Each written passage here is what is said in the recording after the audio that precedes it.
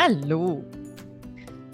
C'est bientôt Noël. C'est notre dernier épisode avant le congé des fêtes. La prochaine saison de Corset va décoller en feu. C'est un spécial violence, en fait, que je vais faire pour janvier. On va être un épisode par semaine pendant quelques semaines où est-ce que, en fait, je vais recevoir les intervenants, dans le fond, de SOS Violence conjugale, mais aussi du regroupement à cœur d'homme pour être en mesure de parler de ce sujet qui est tellement important.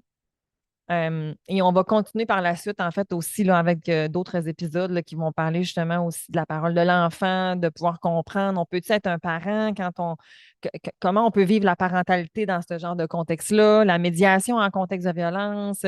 On est où dans la violence conjugale et tout ça? Là? On va aller discuter de ça et ça va être vraiment génial. Moi, j'ai eu beaucoup, beaucoup de plaisir à faire l'enregistrement de ces épisodes-là et j'espère qu'ils vont pouvoir aider et qu'ils vont pouvoir être utiles pour ta situation ou celle de quelqu'un d'autre, en fait. Oublie pas que pour moi, le podcast, il est gratuit. Puis ce qui me permet de pouvoir aussi le continuer à le faire vivre, c'est quand on en parle, c'est quand on le partage. Fait que tag-moi sur tes réseaux sociaux ou écris-moi. Tu sais, quand vous m'écrivez vos commentaires, quand vous m'envoyez des témoignages, quand vous me partagez, vous me taguez Cynthia Girard puis Simed, c'est une façon pour moi, en fait, justement, de promouvoir Corset et de le faire connaître. Alors, sache que ça aide vraiment beaucoup euh, pour, euh, pour moi. Le sujet d'aujourd'hui que j'ai envie qu'on aborde, c'est Noël, bien entendu. It's Christmas time. Mais là, l'affaire, c'est que des fois, Noël, ça amène de l'anxiété. Ça amène un manque de clarté. Mon épisode d'aujourd'hui, il s'appelle Noël sans surprise, vive les ententes claires entre parents parce que parfois, mon Dieu, qu'on ne se comprend pas bien. Je pars avec une idée. Dans ma tête, c'est ma prémisse de base. Puis ça doit être la même affaire que l'autre y pense. Bon, ici, allô, la théorie de l'esprit, là, d'être capable de penser que les autres peuvent penser différemment. Mais des fois, on pense que vu que ça s'est toujours fait comme ça, ben, ça va être comme ça. Puis c'est pas mal intentionné, je comprends. Mais ça crée des fois des petites situations, des petits quiproquos, puis qui ne sont pas toujours utiles à notre existence. Fait qu'ils peuvent être évités. Surtout pour mes parents, les parents, des fois, qui vont être justement séparés, mais même les parents qui sont encore en couple. Y a-t-il moyen qu'on jase de qu'est-ce qu'on veut? Puis, on peut sortir de la boîte. Tu sais, ce que tu avais tout le temps, c'est tout le temps de même que ça marche. Le 24, on va chez maman. Le 25, on va chez ton père. Les enfants, ils font telle affaire. On mange telle nourriture. Tu sais, on a des traditions. Puis des traditions, ben, des fois, c'est le fun. Mais des fois, c'est pas le fun. Puis des fois, ça ne te tente plus. Puis des fois, ben, tu es séparé. Puis que là, ben, ce qui se faisait depuis 20 ans, ben, ce ne sera plus ça. Fait que, il faut qu'on revoie des fois nos concepts. Puis il faut qu'on s'assoie puis qu'on en discute. Il faut accepter aussi que, comme parents, on a à prendre des décisions pour nous et pour nos enfants et que parfois, ben, ça se peut que grand-mère ne soit pas d'accord, que la tante Y elle soit déçue, que ton coparent soit irrité. Ça se peut. Mais il faut arriver à se choisir tout en respectant ses besoins, de ne pas oublier que notre coparent, notre enfant, les autres ont aussi des besoins, mais qu'est-ce que je peux faire pour qu'on soit bien et que parfois, ben, ça se peut que je doive déplaire, puis que je doive dire non. Donc, avec les parents, justement, des fois qui sont en fait séparés, justement, attendre à la dernière minute, c'est rarement gagnant parce que ça amène une pression. Tu sais, quand tu es pressé de prendre une décision, mais tu as l'impression que tu pourrais le regretter. Puis des fois, tu vas prendre une décision, puis après ça, tu vas le regretter justement. Fait que c'est comme, ça vaut la peine de s'asseoir avant. Comme là, au moment où est-ce que l'épisode passe, moi, je trouve que tu es comme, commence à être flush, là, mettons, là, si tes plans sont pas faits. C'est sûr que si vous êtes deux parents qui vont super bien, qui se parlent super bien, puis que c'est fonctionnel, c'est relax, il n'y a pas de souci. Mais si c'est plus conflictuel, si c'est plus difficile, bien, ça se peut qu'on aura besoin de plus de temps pour discuter, justement, parce que ben, parfois, se parler, c'est pas facile, ça me prend du temps pour m'exprimer. Des fois, l'autre, il me comprend peut-être pas. J'ai besoin de reformuler, il a besoin de s'exprimer, il faut que je l'entende, il faut que je l'écoute, il faut que je digère pour revenir après ça. Donc, c'est pas toujours évident, puis il faut prendre ce temps-là parce qu'il est nécessaire. Euh, et là, on va discuter avec son coparent de comment tu vois la période des fêtes. C'est quoi tu veux? C'est quoi ton besoin? Comment tu vois ça? Puis, j'invite souvent les parents à proposer au moins deux options en considérant ton besoin, celui de ton coparent, puis tes enfants. Fait que des fois, ce que ça va donner, c'est que là, ben, j'en ai deux, j'en ai un qui arrive avec ces deux options, puis j'ai l'autre qui arrive avec ces deux options, c'est que ça me fait quatre options. Fait que là, on est capable d'aller comme.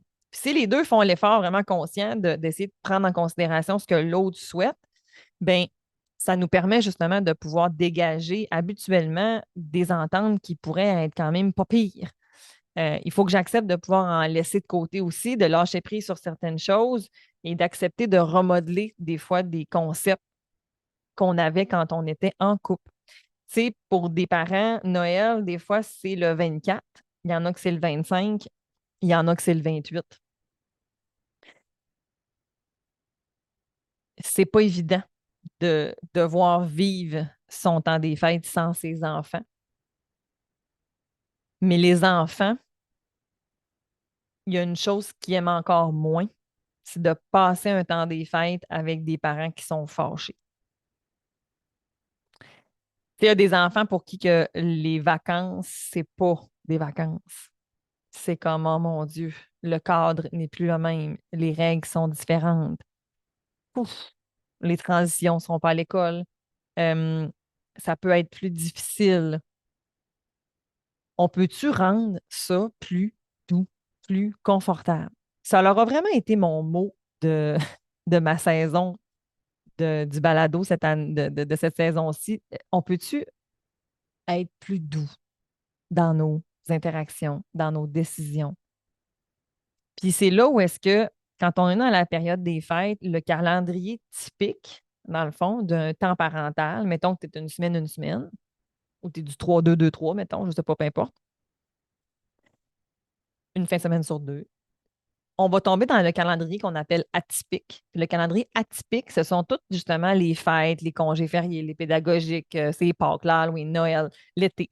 Là où est-ce que, dans le fond, le calendrier n'est pas aussi plus au couteau et qu'on peut justement être imaginatif et sortir de cette case horaire-là, en fait. Tu sais, que si, mettons, qu'on a du 3-2-2-3, puis que j'ai un parent qui voudrait partir, en fait, à l'extérieur, mais que parce que la modalité de garde est ainsi, mais ça vient brimer ça vient brimer, en fait, sa possibilité de pouvoir faire vivre une expérience, en fait, à l'enfant, mais à l'enfant, ça lui fait aussi vivre peut-être des déceptions, c'est peut-être aussi, ça risque aussi de peut-être aussi de décevoir.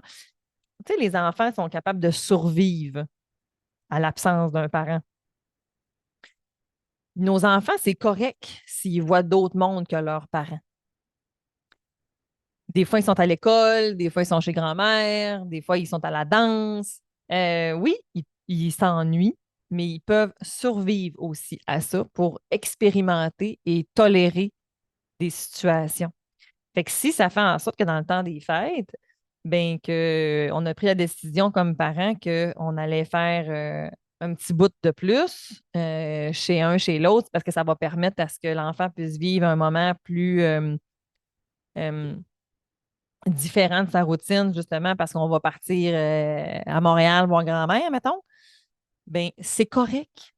C'est correct, en fait, de pouvoir faire des changements dans l'optique de faire vivre des choses aussi positives et différentes à nos enfants.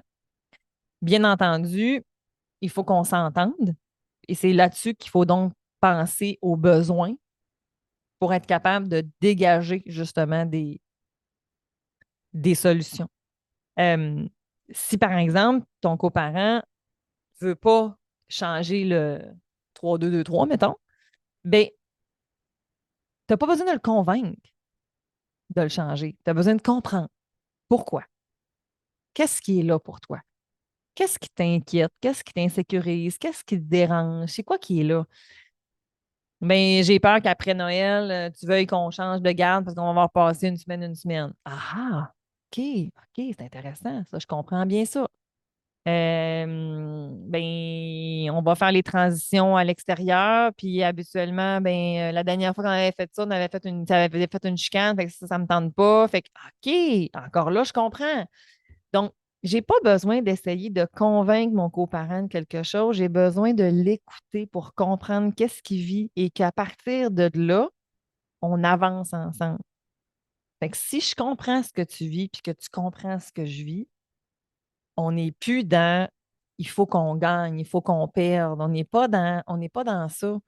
On est dans arrimer nos besoins pour les faire corroborer le plus possible avec nos enfants. Des fois, c'est pas possible, fait qu'il faut absolument il va falloir qu'on accepte en fait le statu quo. Mais ramène-toi dans ce temps-là, par exemple, à la possibilité que l'enfant va préférer un Noël doux que des échanges conflictuels difficiles. Euh, la qualité de la relation ne passe pas par les activités que tu fais avec tes enfants. Tu peux être à Walt Disney, puis ton enfant, il va parler de à quel point c'était difficile comme voyage parce qu'il a vu maman, papa se chicaner, parce qu'il a vu telle affaire, tu sais, ou il a vécu telle chose. Fait que ce n'est pas l'activité qui fait que c'est le fun ou pas, c'est comment ça va se passer dans l'interaction. C'est la même affaire avec ton conjoint. Il a bien beau t'amener dans le plus beau restaurant du monde entier. Si vous pognez toute la soirée, ta soirée, ça va être de la merde. Fait que c'est la même affaire. Fait que c'est quoi, en fait, justement, qui peut être fait entre vous pour que ce soit le plus, euh, c'est ça, le plus doux pour les petits minous. Parce que c'est ça qui compte le plus. Puis, nous, euh, les enfants, même s'ils désirent quelque chose, parce que oui, ce qui compte le plus, c'est les enfants, bien sûr, mais ça reste que ça se peut que ton enfant, il aimerait ça, telle chose, mais que vous, comme parents, vous avez décidé que c'était différent pour X, Y raison, c'est aussi correct. Ça se peut, en fait, parce que l'objectif, c'est pas que l'enfant contrôle tout. C'est pas que la parole de l'enfant ne fait pas loi.